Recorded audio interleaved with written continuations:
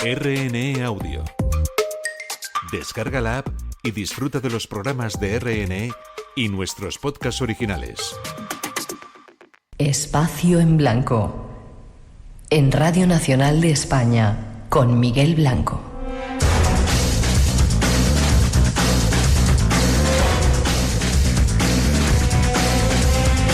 Pasan algunos minutos de las 2 y después de la información es de nuevo nuestro tiempo, una hora más para disfrutar de este espacio en blanco especial ya en el año 26, preparado para todos vosotros. Redes sociales abiertas en Blanco Radio RNE y los saludos para todos los que nos seguís en directo en Radio 1, Radio 5, en la radio online en multitud de países de este planeta y a todos los que nos descargáis en el podcast. Para seguir nos vamos de viaje en nuestro equipaje, solo la imaginación, y ya veréis qué sorprendente. Viajamos ahora hasta un país poderoso, legendario, lleno de historia y tradiciones. En el canal de Globe Docs encontramos los primeros datos. Bienvenidos a China, el reino oculto. Nuestra primera parada es en la provincia de Sichuan, donde se alza el majestuoso Monte Emei, una de las 4 montañas sagradas del budismo chino. Encajado en el punto más alto de la montaña, dorado como el amanecer e imponente como un guardián milenario, se alza el gran Buda de oro de Samantabhadra, una de las esculturas religiosas más grandes de China. Brillando entre las nubes, se impone como un símbolo eterno de devoción.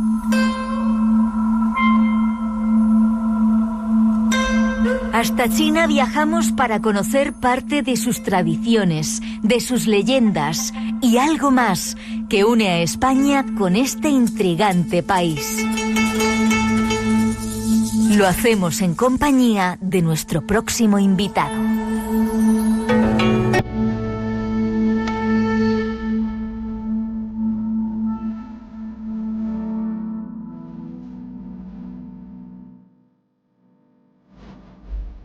¿Necesitamos aprender a hablar chino? Yo creo que sí. Hola Miguel, ¿cómo estás? Yo primero pregunto, luego saludo. Estás muy bien. Sí, yo creo que el chino cada vez va a ser mucho más importante. Sí. Debería ya tenerse muy en cuenta, sí. Iván Peña, ¿escuchas el programa? Lo escucho desde que vivía en China, imagínate Miguel. Hasta el tenerte aquí delante es como un regalo. El regalo es que hayas venido. Eres un productor de cine que estás preparando un proyecto entre España y China. Sí. ¿Cuánto tiempo vives en China? ¿Cuánto tiempo llevas viviendo? Yo me fui en el 2010, hace ya 15 años con China. Sí. Un matrimonio maravilloso con China ya. ¿Y ese collar que llevas qué significa? No, esto es un rosario que mi madre me regaló hace tiempo y es como ya una superstición. Sí. Va conmigo donde quiera que vaya. Hemos hablado algunas veces con Julio Ceballos, otro compañero nuestro de China, pero esta noche vamos a hablar de otras cosas diferentes con nuestro invitado Iván Peña, ya veréis.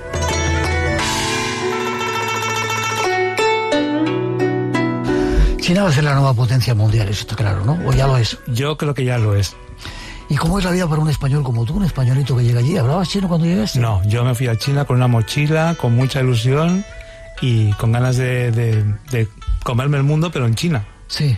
Y... ¿Qué habías estudiado, si se puede saber? Sí, claro, yo hice periodismo, lo estudié en Irlanda, después hice cine en Estados Unidos, nunca acabé la carrera de cine porque ya me empecé a meter en el mundo del cine, hasta que mi ilusión desde niño era China, pero por avatares de la vida no lo conseguí, hasta que al final dije, pues ya ha llegado el momento, me fui a China, afortunadamente en el momento adecuado, 2010, que es la gran explosión de China a nivel mundial. Los Juegos Olímpicos habían sido el 2008 y empezaron a resurgir, empezaron a convertirse en la gran potencia que soy. Uh-huh. Y les he visto en mi área de cine conquistar todo Hollywood, ahora les pertenece a ellos totalmente, sí. Pero ¿cómo te introduces allí? Un españolito que no habla chino, que mandarín se dice, ¿no? Sí, mandarín putonghua, si quieres en China es putonghua. Sí. ¿Cómo te pudiste meter allí? Pues gracias yo creo que el destino me tenía... espera, deja que diga. Iván tiene muy claro que las cosas no pasan por casualidad, ¿no? Que esta historia que estamos haciendo hoy no es una casualidad. Uh-huh. Nos conocimos cuando hicimos el programa en Cantabria, veniste a vernos, sí. Hace poco con Javier Sierra una presentación, sí. Y hoy está aquí a contarnos historias increíbles. Sí, además fíjate el destino. Cuando estuvimos ayer precisamente con Javier Sierra, a él le conocí presentando su libro que hizo en chino por primera vez, que era La cena secreta, Sí. traducida al chino, ya nos conocimos en el Cervantes. Fíjate tú lo que es el destino, la vida, y los reconectamos gracias a ti. ¿Cómo nos vamos reuniendo? Eso ¿no? es. ¿Trabajabas en el Cervantes? No, en el Cervantes colaboraba. Lo que pasa es que yo me metí en China ya con la intención del cine. Era en mi cabeza el cine. Yo llegué en un avión, me planté en Shanghai sin hablar chino, sin hablar nada. Ahí tuve unos serios desencantos. Me planté en otro avión en Pekín y a partir de ahí empezó a funcionar. Y la pregunta que me hacías, un día paseando por los hutones chinos, que es la zona más antigua de Pekín, Sí. yo vi un montón de gente haciéndose fotos con una persona y dije, pues yo también. Eso llamó la atención al productor. Yo no tenía ni idea de quién era este hombre chino. Y me dijo, ¿sabes quién es? Y dije, no, pero yo quiero hacer una foto con este hombre. Entonces me preguntó, ¿de dónde vienes? Pues mira, vengo de Estados Unidos, había trabajado con George Lucas y no sé qué. Dice, mañana tienes a mi productora. Dije, pues venga. Y tuve mi primer contrato de trabajo. Así fue. Wow. ¿Habías trabajado con George Lucas? Sí, porque yo me colé en un rodaje en Salvador Ryan en Irlanda, Cosas del destino otra vez. Y en ese momento que me colé, porque le eché mucho valor a la vida, y era un niñato, pues le caí en gracia a un señor que se llama Pablo Gilman, en el que toda mi vida le voy a estar agradecido, que era el señor de los efectos especiales y un gurú, que yo no tenía ni idea, y le caí tan en gracia que dijo, bueno, pues a partir de ahora estás conmigo. Y ahí empecé. Wow, como con el productor chino, ¿no? Exacto. La vida está llena de magia, ¿eh? Sí, por eso digo que el destino me va llevando por donde quiere.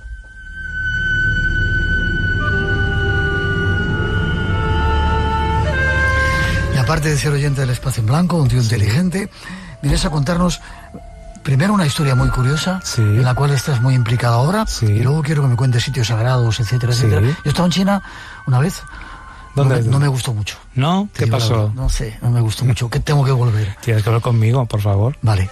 Porque vi, fíjate, pasábamos por una carretera a la ida, Sí. había 4 andamios y 4 cosas puestas. A la vuelta, 3 días después, había una cantidad de edificios. bueno. Estos tíos, ¿cómo construyen a esta velocidad? Estoy exagerando un poco, pero en una semana habían construido la mitad de una ciudad. No exageras, ¿no? No exagero. No exageras, son así.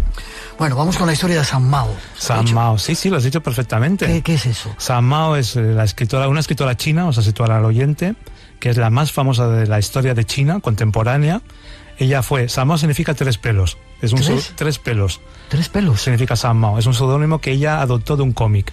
Pero la historia que te voy a contar para resumirla, para que el oyente no se nos pierda, es que esta mujer china, hiper famosa, una escritora, por avatares de la vida, se viene a vivir a España.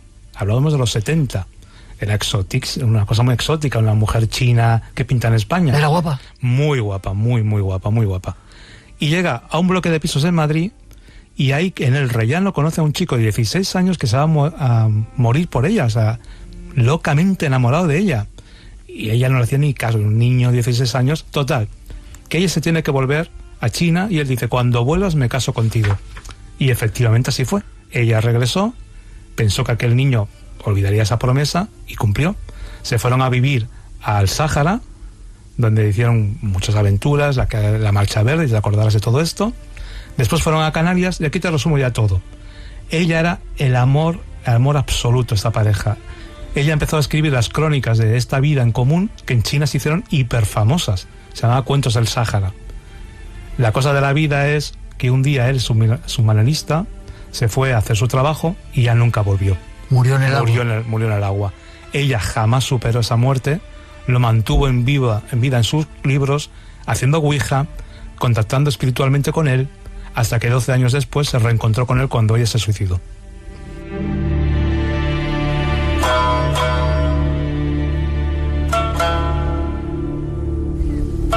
Mira cómo suena la música esa anunciando. Sí, ¿Pero te cuenta algo más también, Sí, Miguel? te iba a preguntar, claro, me tienes que contar un montón. ¿Cómo se llamaba el español? José María Quero. José María Quero. José María Quero. Vale, sigue contando. Y te voy a contar algo que es increíble de esta historia de amor, que sigue siendo la historia de amor que más ha apasionado en China, hasta el punto de que pensaron que José María Quero era una invención de ella, porque no podían creerse que hubiera un amor tan perfecto. Yo cuando llegué a China, que me has preguntado un poco al inicio, a mí me decían, ¿conoces a José? Y digo, hombre, pues, ¿a qué José? Hay millones de Joses. Y era porque para ellos solo existe un José. Es este. José María Quero. José María Quero. Y cuando falleció San Mao, cuando esta muerte de ella, este suicidio, que es un misterio también, como ella muere, las personas en China, las chicas, las mujeres, cuando encuentran el amor de su vida, el amor más absoluto, más auténtico, viajan hasta la Palma de Gran Canaria, a la tumba de José María Quero, a poner una ofrenda para decir, he encontrado el amor como lo encontraste tú en San Mao. ¿Qué me dices? Sí, es una maravilla de historia. Wow, ¿en qué año murió? Murió San Mao, murió en el 94. O sea, que es una historia muy reciente. Es muy reciente, sí. Y es algo que sacude todavía a China. De hecho, la Palma de Gran Canaria tiene un monumento dedicado a ella. Las Palmas de Gran Canaria. Las Palmas de Gran Canaria, sí. Tiene un monumento dedicado a ella, porque reciben miles de turistas solo por ese encuentro con el amor verdadero, que fue José María Quero. O sea que gracias a esa historia, los chinos conocen España. Sí. Y detrás una historia de amor súper bonita. Totalmente. Ella, como escribía en sus crónicas, pues su vida con José María, las aventuras que vivieron, los avatares. Ella sufrió intentos de violación en el Sáhara, bueno, miles de cosas que les pasaron. Los chinos recibían aquellas historias como una aventura de aquella mujer tan exótica, una libertadora. Libertadora entendamos como les ofrecía un país donde ellos no tenían acceso. Era el icono feminista de la época, que sigue siéndolo, y ellos conocieron qué era España, aquel país tan raro, tan alejado, gracias a San Mao. Y España se convirtió para los chinos en un referente gracias a ella. Wow. ¿Podemos decir que estáis preparando la película o no? Estamos ahí, estamos haciendo cositas. Sí. Estamos haciendo cositas. ¿Puedo decir que el rey estuvo y ha hecho, o no digo nada? Sí, el rey se fue a China, si no me equivoco, hace muy poco tiempo, sí. ¿Y qué fue? ¿Firmó ahí alguna cosa? Hizo su garabato en un montón de papeles, y entre ellos el de las coproducciones entre España y China, que sería la primera vez en la historia que trabajaría en una película España y China de ficción, que de animación sí que ha habido una. Qué curioso. Y una historia que nos ha unido tanto a los chinos con España como a España con los chinos, ¿no? Totalmente. Además, a día de hoy sigue siendo el libro más vendido en China de una historia de amor. Qué curioso. ¿Y tú eres el productor? Yo estoy ahí, sí, productor. ¿Tienes papeles para mí que quiero? Hombre, te hay que hacer un cameo, ¿no?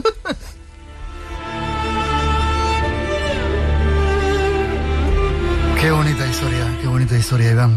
Yo te había emplazado para otras cosas, bueno, para otras cosas. Yo no sabía de este asunto. Cuando funcione un poco más, seguimos hablando de ello, ¿vale? Cuando porque quieras. Las historias de amor hay que hacerlas que surjan por todos los sitios. Y para que haya algo más contigo, te pasaré el contacto de la hermana de José María Quero, para que puedas hablar con ella directamente. ¿Sí? Claro que sí. Vale, me gusta. Los chinos son muy supersticiosos. Lo son a su manera, pero sí lo son, sí, sobre todo con los números, eso les obsesiona, ¿eh? O sea, el número 4, para nada. Sí, lo tenía porque apuntado preguntarte por qué el número 4. Porque fonéticamente suena a muerte, entonces no lo quieren, no, ni el 8 tampoco. No son números que ellos tengan en su... Cuando van a tener un número de teléfono, por ejemplo, compran el número de teléfono que no incluya ni 4 ni 8, porque no lo quieren. Y cuando queda liberado aquello que ya queda uno, pues el que se lo queda dice, ya tengo la suerte echada encima. Sí. Sí, no lo quieren. Un poco la idea que tenemos en España, bueno, muchos chinos están metidos en máquinas tragaperras y sí. todo. ¿Les gusta el juego? Muchísimo, sí. Pero la imagen de ellos de jugadores es más que, no son ludópatas, sino es algo cultural, de verdad. Pero de la época de los emperadores, ya era algo que ellos tienen una inteligencia para los juegos, una habilidad increíble. Para que ahora pues la modernidad les ha llevado a las tragaperras, por decirlo así. Ya. Yeah. Pero igual que los japoneses, es algo más de Asia, créeme, es muy, muy asiático esto. Uh-huh. ¿Y dónde, es una pregunta que hace todo el mundo, dónde entierran a los chinos? Porque hay un montón de chinos en España y no hay muchos en cementerios chinos. ¿Se los llevan a su país? Se los llevan a su país, generalmente sí. Sí, se los llevan a su país, se incinera, se lleva a su país y después allí sabrás que les hacen un altar. O sea, tienen un cementerio, hay un cementerio para chinos. Evidentemente los hay, que nadie se asuste, que sí que los hay, pero después también les veneran. Y me gusta mucho, como el respeto es maravilloso. ¿El respeto a los muertos? Es algo maravilloso. ¿Qué es lo que hacen? Ellos tienen su altar en sus casas con su incienso, cada día rezan unas oraciones a sus familiares fallecidos para que les protejan, para que estén con ellos, desearles lo mejor, y siempre dejan una ofrenda de comida o algo. Y eso me parece una forma de mantenerles maravillosa. ¿Lo has visto en sus casas? Sí, sí lo he visto y he rezado con familiares que, bueno, los míos directos, de parejas que he tenido, porque me parece algo maravilloso así. Y después tienen los cementerios también, donde los cuidan, pero para ellos el alma no está en el cementerio. No. Está en su, digamos, cielo chino, por decirlo así, que no se llama así, pero es donde están ellos y donde les protegen, porque tienen sus visitas, ellos saben que están ahí y que han atravesado a otro mundo, a otro espectro, donde ya están mucho más evolucionados, más tranquilos y les van cuidando. Iván, ¿cómo ¿Cómo un país comunista permite toda esa serie de cosas?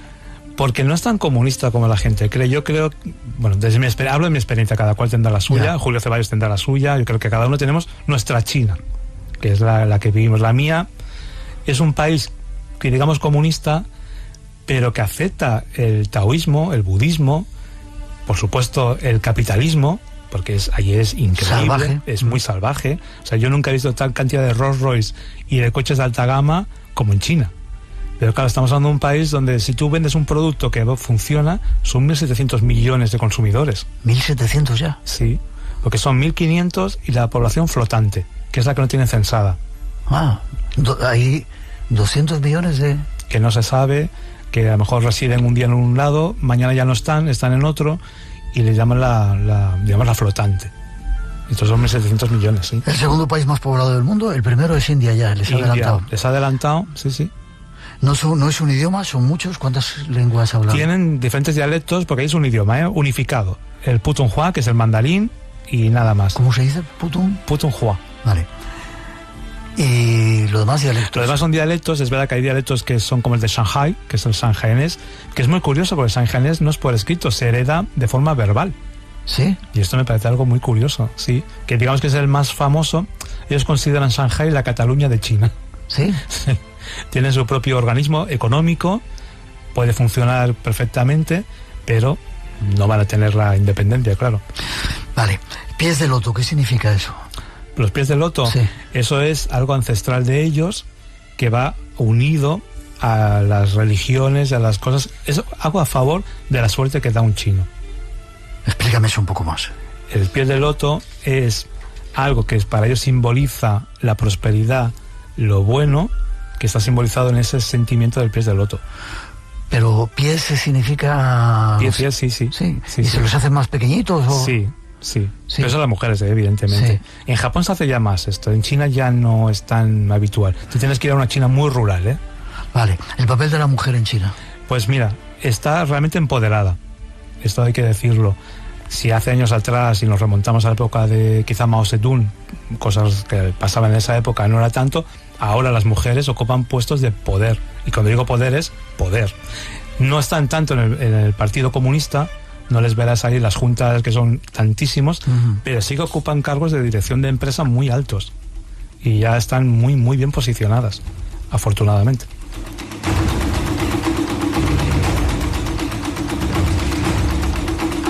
Durante mucho tiempo, Iván, no hemos sabido nada de China y creíamos que, bueno, que era un sitio atrasado y sin embargo ha tenido un desarrollo histórico increíble. Era una civilización absolutamente tremenda. Sí.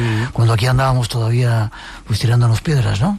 Pues sí, o sea, antes de que... Ahora hablamos del imperio chino, por decirlo así, sustituye al americano, pero es que antes ya fuera un imperio.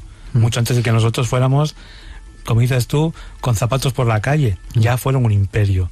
Y efectivamente, lo que pasa es que ellos se cerraron demasiado. O sea, no tenían mucho interés en darse a conocer. O sea, ellos ya llegaron antes que Colón a América y todo, pero ellos no tenían... Llegaron antes que Colón. Sí. Sí. Con el famoso viajero navegante, no recuerdo cómo se llama. Tampoco me acuerdo yo, pero Sí. es el famoso, sí. Pero no tenían, ¿sabes? Aquello de voy a poner aquí un estandarte o algo diciendo... No tenían esa cosa, ese afán de conquistar. Era simplemente la curiosidad les llevaba. Y eso sí, pero hay cosas... Mira, te digo una cosa muy curiosa que JJ Benítez dice, que él cree que los asiáticos, los chinos, vienen de los extraterrestres, imagínate. Sí. Vamos a pensar que sí. Vale, más cosas que te pregunto. ¿El ejército más grande del mundo lo dirán ellos? Sí. Palillos para comer. ¿Por Los qué? palillos para comer son... Porque antiguamente ellos la comida caliente no la podían tocar evidentemente con la mano. Entonces el palillo se hizo porque la comida se empezó a hacer más pequeña. Entonces la única forma de comer era con el palillo. Y también es una forma de, hasta el último grano de arroz lo podían coger. Y también les sirve para mantener un poco la línea. O sea, a ver si nos entendemos. No es que sea un método de adelgazar, pero evidentemente si tú lo practicas verás que comes mejor, masticas mucho mejor y te sacias. Sí. Sí. ¿Tú los utilizas? Sí. El color rojo. El color rojo es abundancia, buena suerte, se usa para las bodas, por ejemplo el Año Nuevo chino, lo que representa es la buena suerte, la abundancia. Eso es el color rojo para China. ¿Y el amarillo? El amarillo estaba prohibidísimo porque solo el emperador podía usar el color amarillo, la emperatriz, el emperador, la corte, solo él podía usarlo. Cuando ya cayó con Mao Zedong, el último emperador, el famoso Puyi, entonces el amarillo ya no fue algo que solo los emperadores podían obtener, sino ya el pueblo podía usarlo. Entonces a partir de ahí, toda la gente en China tiene algo amarillo, porque ya no es de aquello sometido al poder de un monarca, ya es del pueblo. Como si fuera libertad, ¿no? Exactamente, sí. Vale. Artes marciales. Han desarrollado artes marciales. El Kung Fu, ¿no? El Kung Fu son de ellos. De hecho, muchas cosas que vienen de Japón y que decimos, mira qué japonés es esto, nace de ellos. Por supuesto, el karate nace del Kung Fu. El Kung Fu es China, que significa, si no me equivoco, mano abierta. Y el Kung Fu es por los famosos monjes de Shaolin, que todo el mundo conocerá de las películas, de Jackie Chan y todo de Bruce Lee, pero ellos son los que... Pero el Kung Fu no se hace para, digamos, dañar o perjudicar, es todo un método religioso, espiritual, de defensa, pero de la mente. Y eso es algo que nace en China y que los japoneses llamarían después karate. Espacio en blanco. Creamos universos sonoros para viajar y soñar hacia el más allá. Con Miguel Blanco, en Radio Nacional de España. Y esta noche, en estos minutos, disfrutando con Iván Peña, hablando de algunos misterios de China. El Festival de los Faroles. Yo he visto una vez eso de los faroles y es increíble. Eso es una ¿Qué maravilla. significa? ¿Para qué lo hacen? ¿Comunicarse con...? Sí, con los espíritus, con las vidas pasadas, sobre todo con las personas que ya no están de sus vidas, de su entorno. Entonces esa luz que lleva dentro el farolillo es para llevarla y elevarla al cielo a los espíritus, sí. He de decir que Iván no tenía ni idea de lo que le iba a preguntar. No. Tiene unos cuantos papeles ahí, pero no tenía ni idea. La cultura del té, ¿por qué son tan dados al té y tienen ese ritual tan exquisito y elaborado acerca de tomarte un té? Yo recuerdo, fui a un sitio y me tuvieron 3 horas antes de darme el té y lo que quería era tomármelo ya. ¿Pero viste el ritual que es maravilloso? Wow, sí, después de esperar el oído. Pero el ritual del té para ellos ya viene evidentemente imagínate, de los miles y miles de años que lo usan.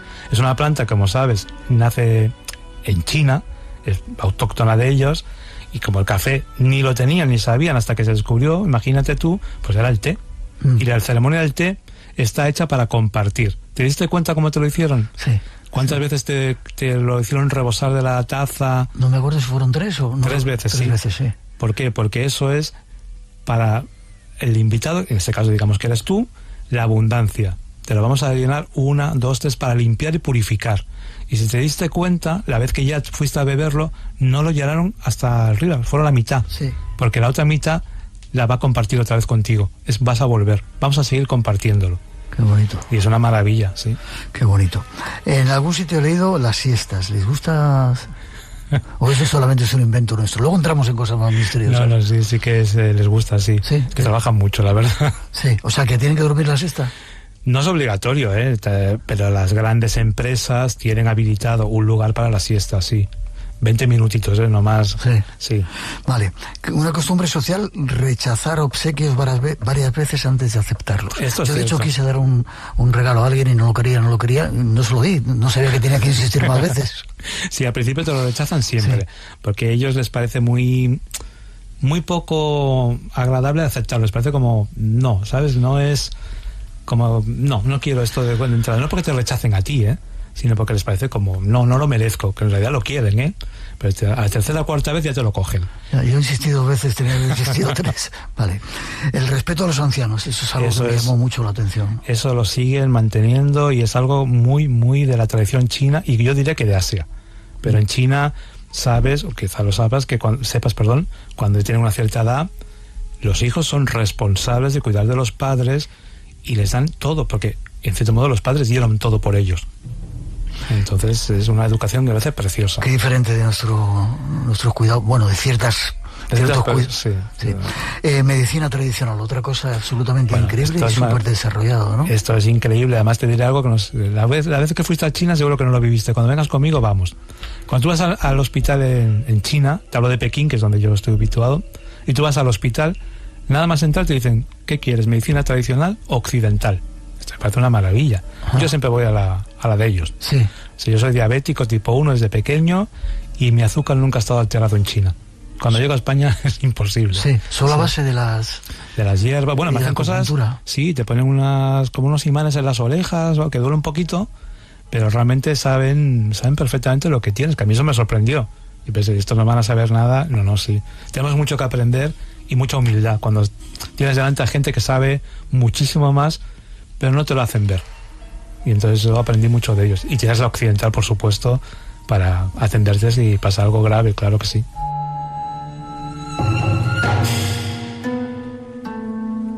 Vamos a lugares. ¿Qué lugares? Madre mía, tengo de todo, ¿eh? Pues estamos en tus manos.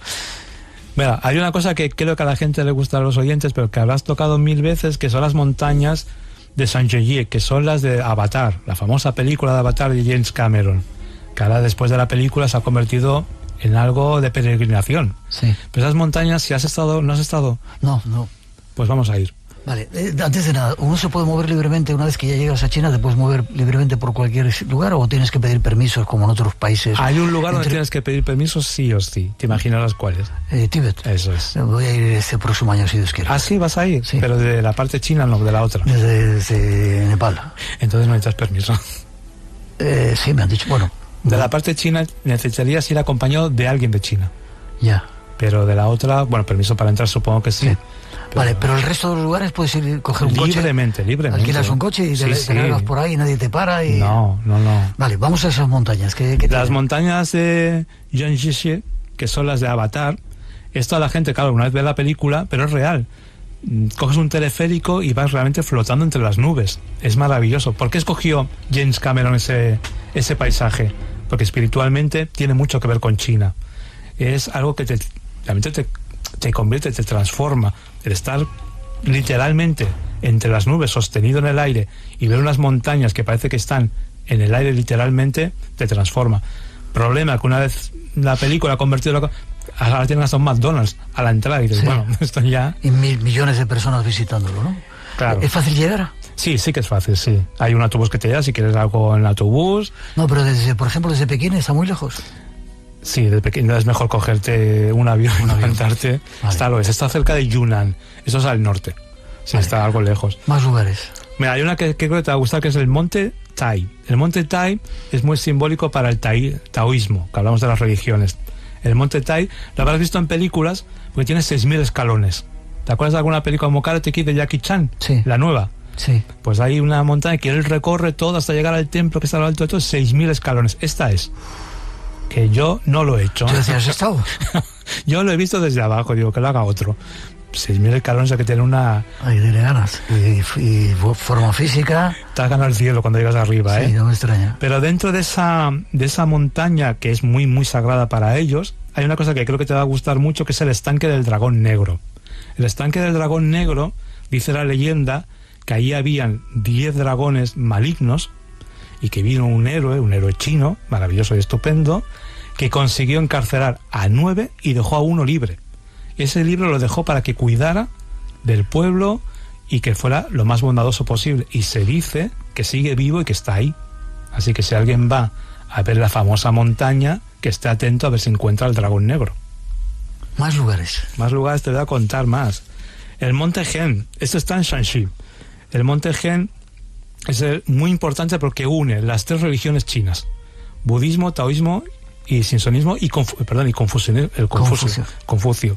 Que Confucio dijo, cuando llegó a lo alto de la montaña, que está a 70 metros por nivel de altura. Yo tampoco voy, tengo vértigo, no sé tú, pero yo ahí no me meto. Pero Confucio dijo, cuando lo hizo, desde ese punto de vista te das cuenta qué pequeño es el mundo. Porque para ellos es que te deja sin palabras. ¿Has dicho 70 metros solamente? Sí. ¿Solo 70 metros? Sí. Más de 1500 años de antigüedad, pero Confucio soltó esa frase que pasó a la historia y yo puedo entenderla, que el mundo para él le pareció muy pequeño desde ese punto de vista. Ya. ¿Qué más quieres que te cuente? ¿Más? Sí, bueno. Mira, que te cuento. Vamos a imaginar, ¿dónde estuviste en China? En Pekín, en Shanghái y no sé qué otro sitio. Vamos a Pekín. Sí. Imagínate que vamos a coger el metro tú y yo. Vale. Salimos de mi casa, que está en Sanlitun, que es la zona de las embajadas, cogemos el metro y nos vamos a bajar en la línea 5 en Beijingqiao. ¿Qué es Beijingqiao? Beijingqiao es un lugar de Pekín muy enigmático donde está el templo Confucio, donde están los famosos hutongs, esa tradición china que tanto le gusta a los occidentales conocer. Pero hay algo que te va a gustar, creo, que es un poco leyenda: la mujer de la sonrisa extraña. ¿Has oído hablar de ello? No. Pues nos hemos bajado en el metro ahí, pero vamos a ir de noche tú y yo a pasear por ahí. Perfecto. Pues se supone que se aparece una mujer con una sonrisa extraña, seductora, que cuando se te aparece y te sonríe y te embauca, a partir de ahí tu vida ya va a cambiar para siempre y no para bien. Así que si eso nos pasa, pues vamos a coger el metro y nos vamos para casa.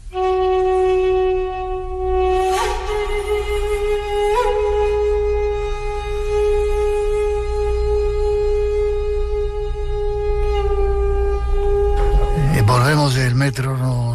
¿Te gusta lo del metro? Sí, me ha encantado. Y yo estuve por esa zona antigua que queda muy poco de... Eso es lo que te decía. ¿Ves hinchado? Sí. Es la zona de los hutongs. Sí, que es la zona donde está el templo Confucio. Sí. Que es precioso. Lo estuve precioso. Que la gente cuando va, las letrinas son públicas. Ahí no hay... Sí. Las casas no tienen letrinas. Tienes que ir al lado público y hace mucha gracia porque tú estás haciendo de vientre con todo el lado.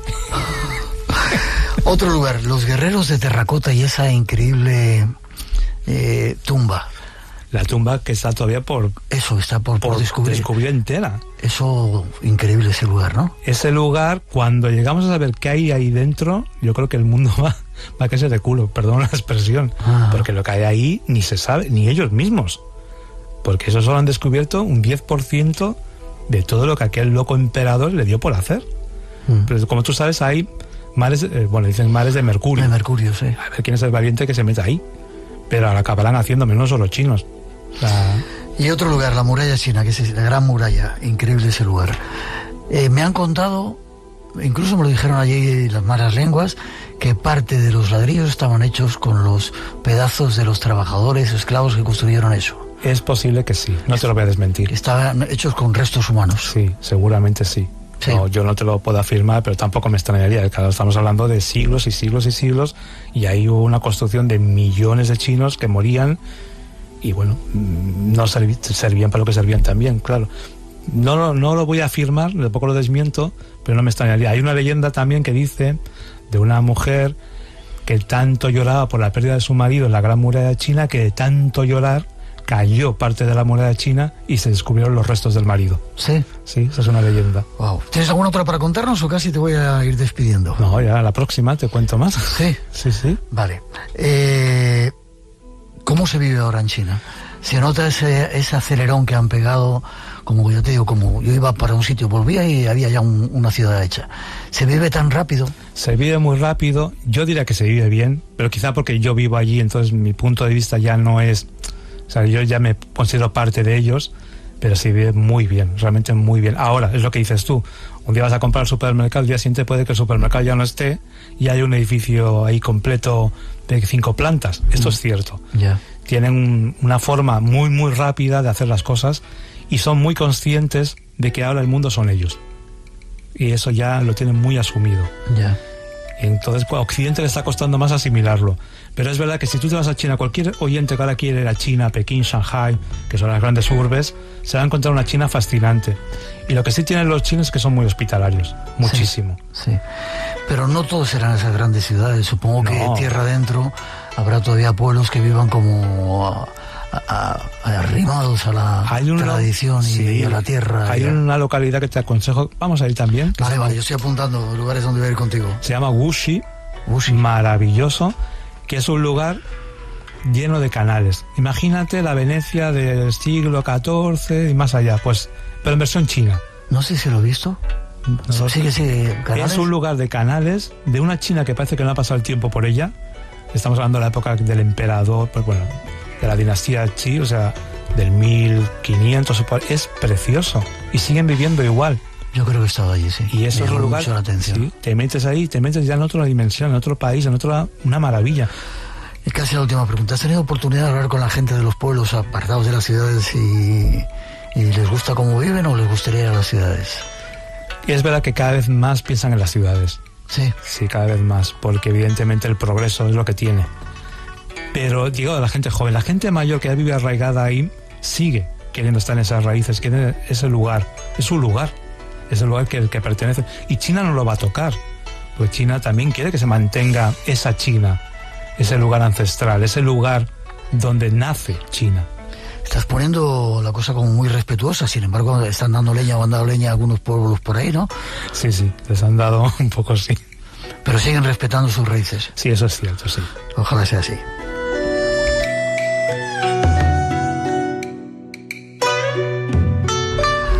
Iván Peña, ha sido un placer tenerte en el programa. Espero que lo sigas escuchando allá donde estés, en España o en China. Vale. Y que pronto podamos ver esa película. ¿Forma de contacto contigo? Pues mira, doy mi email, que es ivan@apachinafilms.com. ¿Vuelvo a repetirlo? ivan@apachinafilms.com. Apachina Films, que es la productora. Ha sido un placer tenerte, espero que hayas disfrutado con nosotros. Y no te imaginas cuánto, Miguel. Igual te digo, muchas gracias, espero volver a verte prontito y me tienes que llevar a esos lugares. Vale, sí, sí, sí. Sí, yo también sé decir eso, gracias, gracias.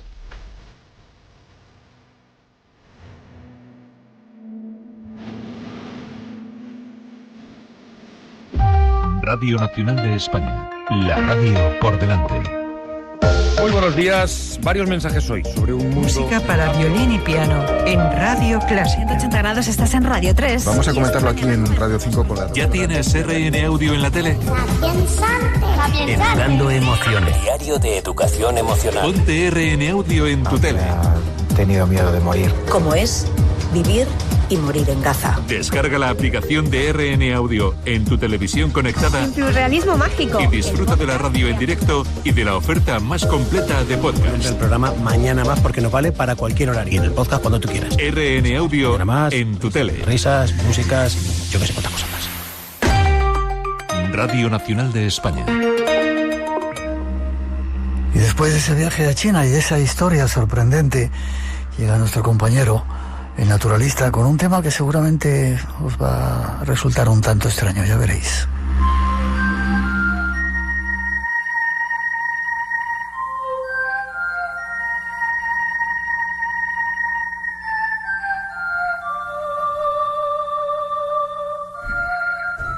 Nos vamos a la naturaleza.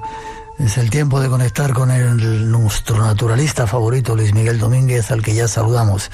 Buenas noches, Luismi. Hola, buenas noches, Miguel. ¿Cómo estás? Pues mira, muy bien, muy bien. Me gusta escuchar lo de naturalista favorito. Claro. Porque está muy bien, muy bien. Claro, eres nuestro naturalista favorito y uno de los más importantes que ha tenido y tiene este país. Y tú dices que siempre hablamos de cosas preciosas. Yo no sé si hoy vamos a hablar de cosas, o también llamas tú preciosas a los bichos de los cuales hoy no vas a hablar. Seguramente, Miguel, después de nuestra charla, por lo menos te vas a ir hoy a dormir con otra idea de las cosas. O sea que no sé si preciosos, pero seguramente vamos a aprender juntos algo que positiviza a estos animales.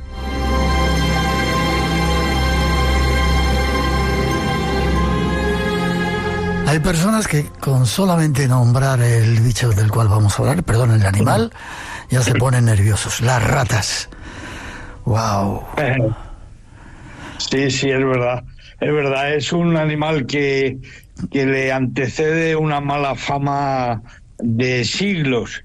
Y todo tiene una explicación. No es en este caso baladí el hecho de odiar a las ratas. Y bueno, me lo explicas. Déjame antes que día aguantar un poquito a la gente que os da un poquito de reparo y este animalito, aguantar un poquito, que seguramente, no sé si serán preciosas, pero seguramente que Luis me nos hace cambiar. ¿Por qué tienen esa mala fama?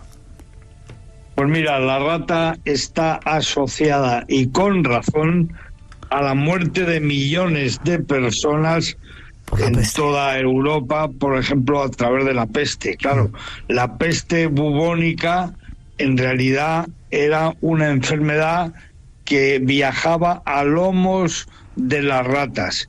Fíjate que la peste realmente la produce una pulga, la pulga de la rata, que vivía en el pelo de las ratas, y que como las ratas vivían exactamente con los humanos en una situación absolutamente deleznable, esas pulgas picaban a las personas y ahí aparecía la peste.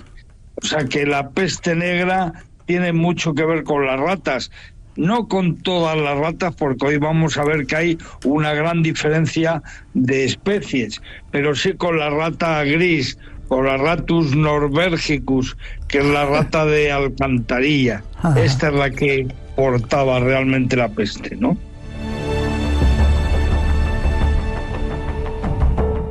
¿Cuántos tipos de ratas hay, Luismi? Pues mira, hay muchas y no todas son iguales, ni se comportan de igual manera, ni sobre todo intervienen en los ecosistemas de la misma forma.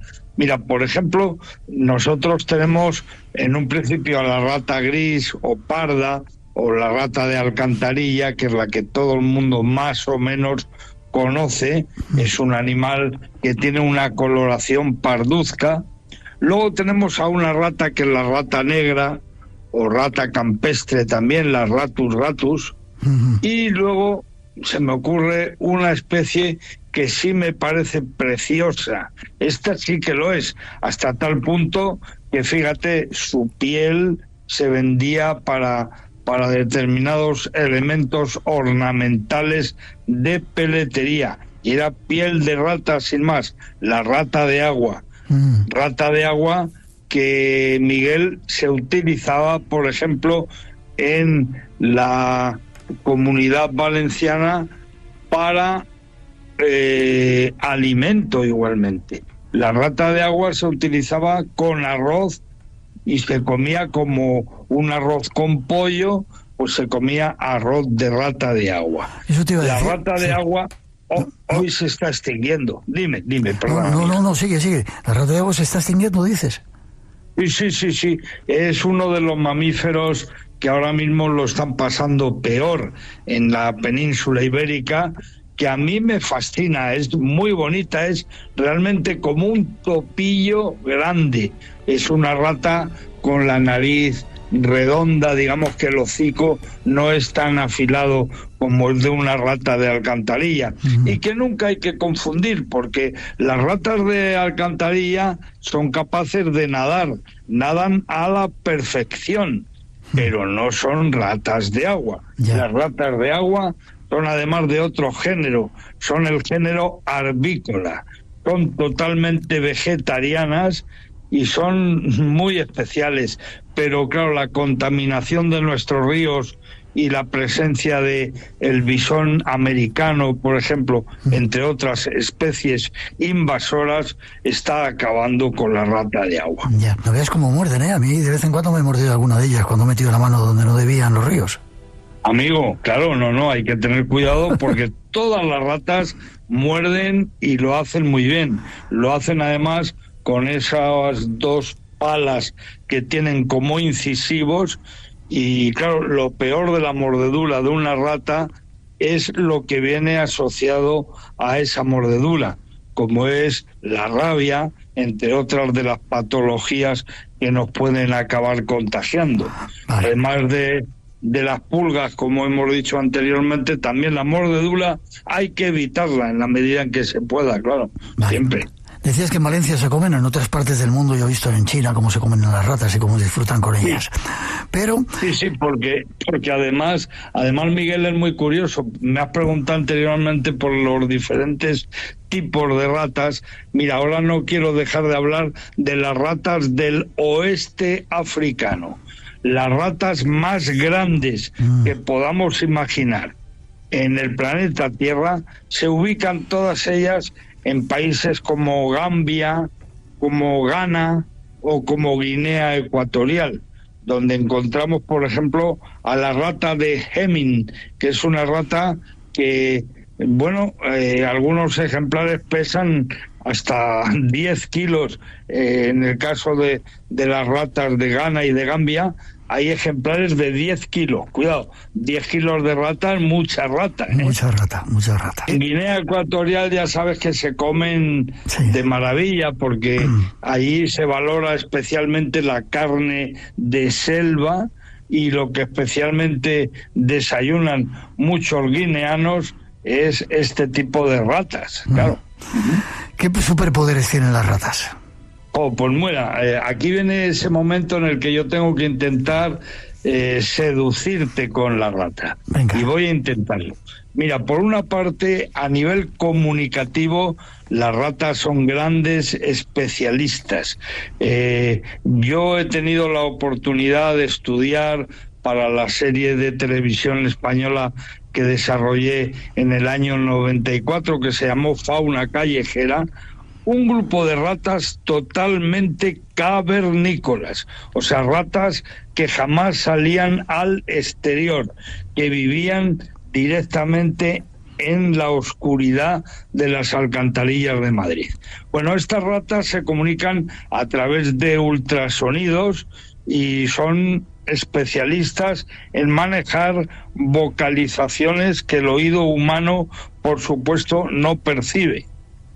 Luego también otro de los superpoderes de las ratas de alcantarilla es su capacidad para comunicarse a través de los olores. Hay un aroma de clan, hay un perfume típico de una familia, de una tribu de ratas, que sirve para que cuando se cruzan con otras ratas en su camino que no llevan puesto ese desodorante, se monte la marimorena.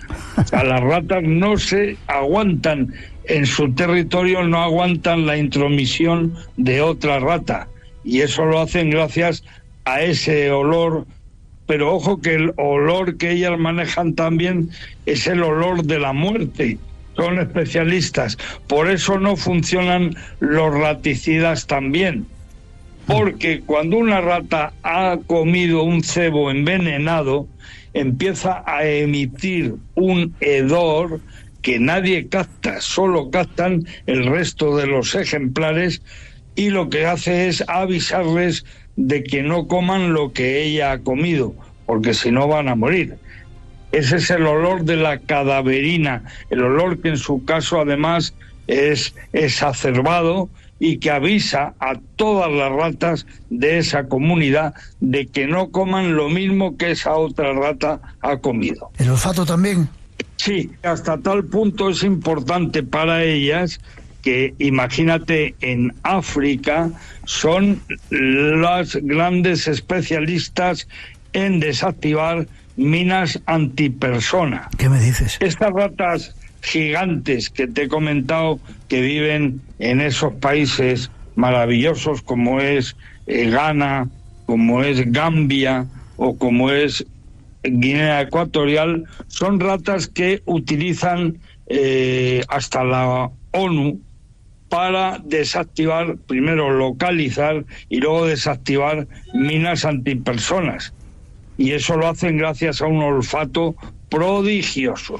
Vale. Son animales que trabajan de manera muy, muy eficaz en esa materia. Y también se utilizan en farmacia, ¿verdad?, para probar con ellas medicamentos y otro tipo de cosas, ¿no? Sí, sí, por supuesto. Incluso en el caso de enfermedades tropicales muy contagiosas, son detectoras, por ejemplo, de la tuberculosis, y encontramos algunas ratas gigantes africanas que se acaban de jubilar después de 50 años de actividad laboral. ¿Qué me dices? Y ahora se han jubilado, sí, se han jubilado habiendo salvado la vida a cientos de millones de personas que en África podrían haber muerto de tuberculosis, por ejemplo, y ellas lo detectan con el olfato. Wow. Para terminar, la leyenda del rey de las ratas, si puedes contarnos. Y bueno, eso es algo realmente impresionante. Mira, durante toda la Edad Media se había comprobado que aparecían de vez en cuando, y esto era un símbolo negativo, aparecían grupos de ratas que habían entrelazado sus colas, habían hecho una especie de nudo, cada una tiraba para un lado queriendo escapar, y al contrario, el nudo cada vez se hacía más potente y acaban muriendo. Bueno, esto aparentemente fue una leyenda durante toda la Edad Media, porque lo que se planteaba es que ese grupo de ratas formaba un trono, era el trono en el que se iba a sentar el rey de las ratas. El rey de las ratas era una rata grande, enorme, que de alguna manera tenía esclavizadas al resto de las ratas para que la alimentaran, etcétera, etcétera. La verdad es que con el paso del tiempo hemos descubierto que esto, más allá de leyenda, era verdad. Y han aparecido hace muy pocos años, por ejemplo, en Estonia, también un grupo de ratas, ya te digo, atadas por sus colas. En Estonia han aparecido en el año 2005. En Alemania han aparecido muchísimas. De hecho, si alguno de nuestros oyentes de hoy quisiera ir a ver estos grupos tan extraños de ratas que están momificadas ya, porque han acabado muriendo atadas por la cola, lo que tiene que hacer es ir al Museo de Ciencias Naturales de Altenburg, que está en Alemania, por ejemplo. Ahí se ha encontrado el mayor grupo de la historia, con 32 ejemplares de rata que están atados por las colas. También a partir del siglo XVI encontramos en Holanda, encontramos en Noruega un montón de reyes de las ratas, de estos tronos. Algo que todavía la ciencia no ha acabado de conseguir explicar es cómo atan las colas estos animales. ¿Qué es lo que pasa ahí, no? Qué curioso. Todavía no lo sabemos.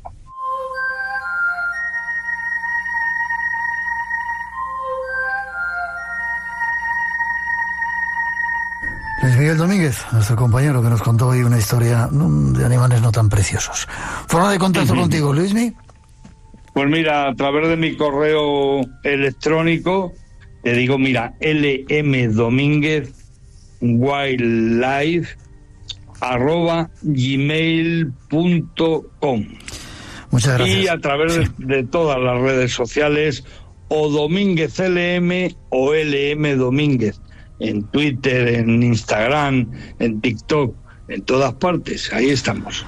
Muchas gracias por estar con nosotros. Fuerte abrazo y nos seguimos escuchando. Venga, un abrazo para todo el mundo. Y ya sabéis, según la ciencia, nos toca por persona en las grandes ciudades en torno a 7 ratas. 7 ratas, ese es el número que nos toca por personas, por ejemplo, en Madrid. Wow. Vale. No sé si voy a dormir mejor de lo que me habías dicho. Fuerte abrazo. Venga, hasta prontito. Adiós.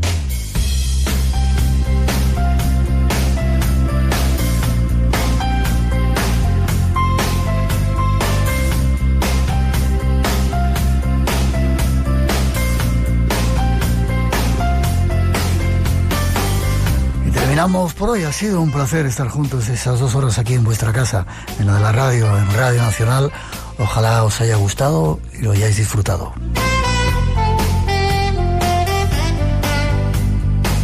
Nosotros nos ponemos ya a preparar las próximas citas del programa en este nuevo año que promete llegar con muchas sorpresas. Ojalá sean buenas todas. Feliz semana para todos. Nos encontramos en este espacio en blanco, siempre abierto para todos. Feliz semana.